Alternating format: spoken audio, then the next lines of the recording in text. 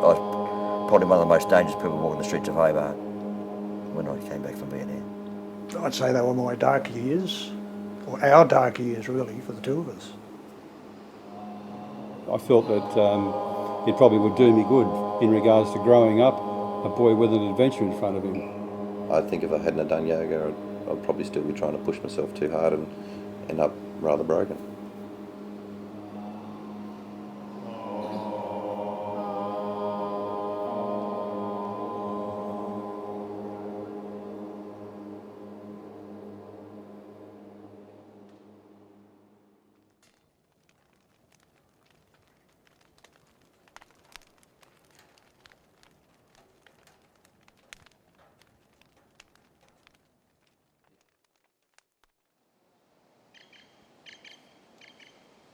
Lived in Tassie all my life, apart from 2 years in the army.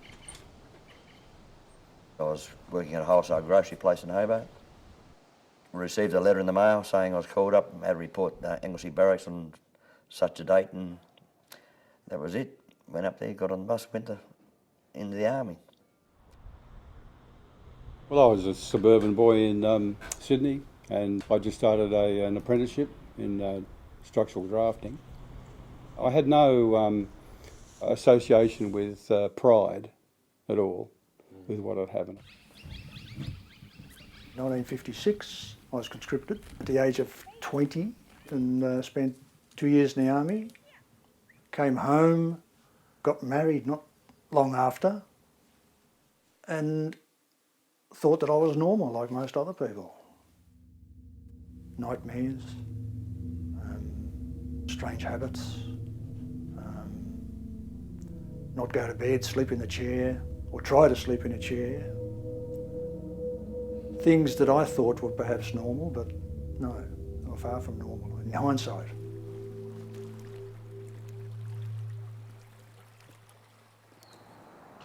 We moved here in 85, and Trevor started to feel quite depressed and almost lost.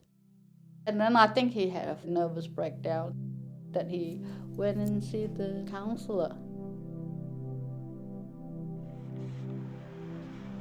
5 years into my career, my first deployment overseas was in 2000 to Bougainville Island. When I got discharged in 2010, I was at the point where I was throwing up from pain from running. My kneecaps needed to be replaced, but I'm too young to have that done. My back, I've since found out I have prolapsed discs in my cervical and thoracic spine. And my mental state, I finally said to the doc, I don't care about the stigma of PTSD and all that, I've got problems. We had no, what they call a debriefing. One minute you're in a war zone, next minute you're back in the streets of Australia, walking around. It's supposed to be a so-called normal human being, whatever a normal human being is. They turned this into a killer, but they never took it away.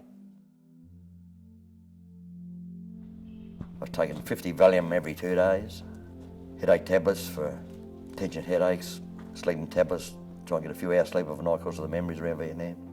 And plus the booze on top of that. I thought I was fine, but when I think back now, I must have been totally off the planet, mate. I was an animal, absolute animal. I was probably one of the most dangerous people walking the streets of Hobart when I came back from Vietnam. I could have killed anybody.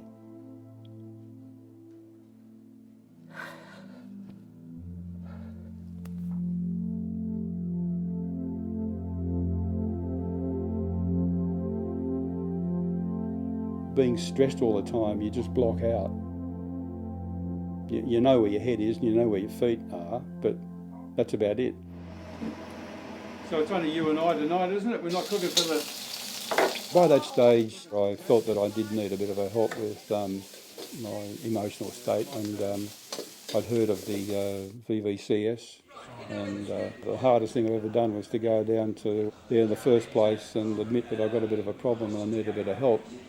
And the easiest thing I've ever done is go back for the second session. Be aware of the movement that you're doing and the coordination of your breathing. so that your mind is right there with the physical practice. Body and mind working as one. Trauma and war experience is not a really easy thing to talk about. Many of the people we were working with felt quite isolated and alienated. And that's why practices such as yoga offer, if you like, an activity-based way of focusing the mind or meditating. Breathe in, raise them, crossing the wrists. Breathe out, lower them down in front, straightening your body. Keep going with this movement. Graham Perkins, he was the head of the counselling service at the time. He arranged to have a one-day workshop. So afterwards, Trevor and myself kept hounding Graham Perkins to try a yoga class out once a week for veterans. So I went from there. Deepen your breath a little so that it starts to activate your body and help you to externalise a more active breath. Many of these men will have what we call disordered breathing patterns. It goes hand in hand with stress. They're stuck in the stress response. So their nervous system is kind of living in the past in a way, and those experiences can still seem very much in the present. Therefore, by applying our yoga practices, that the main thing here is to strengthen their relaxation response, that part of the nervous system which we also call the parasympathetic nervous system. If we can strengthen that, then gradually it can override that over-aroused stress response. So in that sense, it's a very good fit for this. As each part of the body is named, mentally feel that part without any physical movement. Focus only on the right hand thumb. Now the right index finger.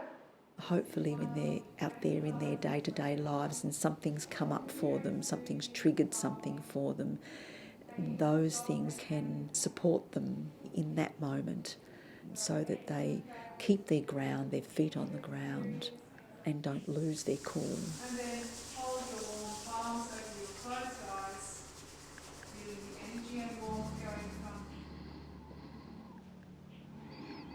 The combining of the body and the breathing and the mind gives you that holistic view of yourself and knowledge of yourself. You can feel your body tensing up, and then you can tell yourself, "Oh, that's the mind that's giving a message to tense the body up." There's a practice called Triadic candle gazing where you focus on a candle flame, and I'd sit there, some nights I'd sit there for hours into this actual practice of candle gazing. And it sort of got to the stage where the Vietnam stuff wasn't coming up, but I would bring it up myself and look at it and be the witness of it and let it go. There was definitely one technique to save my life. Oh, here's a big one. Look at that big bleed. That creation of life and helping it exist and looking after it, that's my sort of therapeutic stuff. Can you see any more weeds in there? When I do that as well, I do my full yogic breaths. One in the corner? When she sleeps, I'll sit down on the couch downstairs. I've got a little LED candle that I can look at and just meditate for half an hour. I've got a little baby monitor so I can make sure if she wakes up I'm not still there going ooh. The mudra I use, I believe, gives you the biggest breath. 12 to 15 seconds for each breath. It's nearly 4 to 5 breaths per minute. So you really are slowing down your metabolic rate and getting into a deep relaxation. The meditation side is an incredibly important aspect in terms of not just looking at changing your thoughts, but it changes the mind as well. We found that there was a huge, for example, decrease in people's need for counselling. It also, we found there was a decrease in hospitalisations that veterans needed when we studied, also decrease in medications. They didn't need their antidepressants so much. Certainly, statistically, there's been a huge decrease in the need for any of those other treatment options. After the first 6 months at yoga, drinking started to reduce. I was on medication at the time. That reduced, and within probably about 12 months, most of the changes had already happened. I'd reduced alcohol, virtually eliminated medication, and by about 2 years into yoga, I was off all medication and just a social drinker. I just have a drink now and then.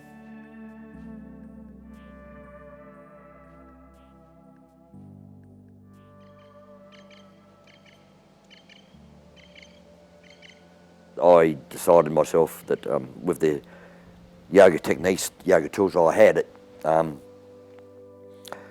was going to get off all medication. I gradually decreased the amount of tablets I was taking until I got to a stage where I don't take medication at all now. That's solely through the yoga techniques I was using.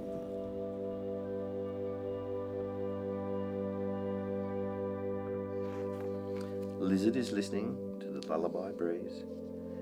Bandicoot snug as a hug in the leaves. Yoga's helped me sit back and see the bigger picture of a lot of things. Dolly? Really for me? I used to sit and think about some things, and it just would be a cycle where I could go now, you know, that happened, it's in the past. Your thoughts, you'd be just bound up in thoughts. You know, I'd go to bed of a night and I'd lie there with all these thoughts going through my mind. And then gradually through yoga, you learn that you can let these thoughts go. You know, you don't have to be caught up in your mind all the time. You find space.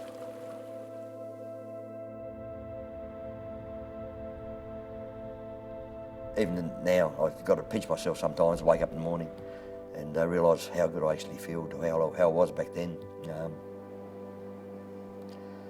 From living in hell, mind-wise, to becoming a yoga practitioner, yoga teacher, to a yoga swami.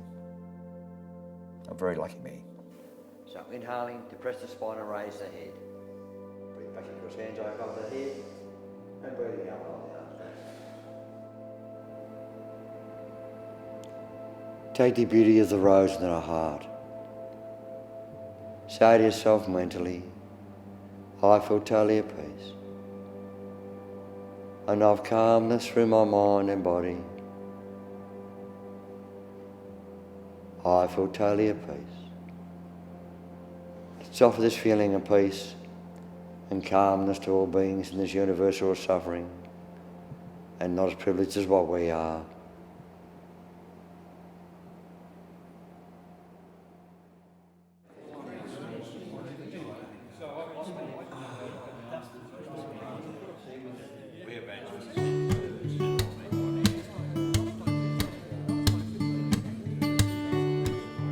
The yoga group has resulted in me and I'm sure a lot of other people coming together socially and enjoying each other's company, finding friends. We do have a good rapport and a good communication because we are all accepting ourselves. It's amazing how you get to know the blokes and get to know somebody's got a pony and somebody else has got a fetish for motor cars and another bloke's building a plane, and it's really good, really interesting, and you keep abreast with it. Yoga, Satyananda Yoga, has changed my life. It's really brought me back to the brink, I think. All the things we do in yoga have been going on for 4,500 years, and only it's taken me 8 years to find it. And this is where I am now, healthy, fit, and love life. Part of my accepted disabilities was I was diagnosed with PTSD. Now, after coming to yoga for 6 or 7 years, my health's never been better. In fact, I've never felt better in my whole life. The benefit of yoga on a wide scale would be enormous in people being more friendly. It reduces anger. I could see a society sort of benefiting enormously from this. I think it's because it's a personalised thing. It's not, you're not relying on an exterior force, you know, a god if you like. It seems to be an internal thing that, you know, you've got to deal with life yourself, not rely on somebody else to, or some other entity to see you through it.